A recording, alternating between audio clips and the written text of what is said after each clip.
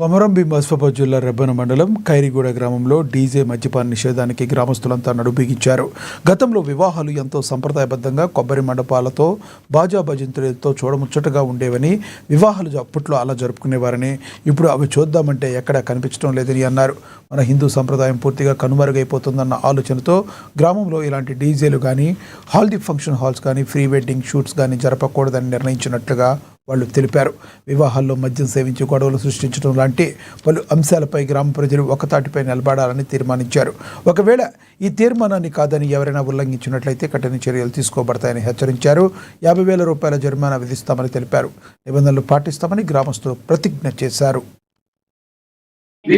ఊరిలో అనుమతించిన కేడల అనగా DJ haldi function pre wedding జరిపినట్లయితే జరిమానా 50,000 అక్షరాల 50,000 రూపాయలు జరిమానా విధించడం జరిగింది.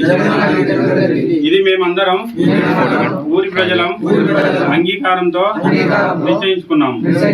అదేవిధంగా శ్రీరామనవమి తర్వాత పోలీస్ డిపార్ట్మెంట్ ఆధ్వర్యంలో గ్రామ సభ నిర్వహించి మద్యపానం కుటుంబ ఊరిలో తయారు చేయడం కానీ విక్రయించడం కానీ నిషేధించడం జరిపిస్తాం.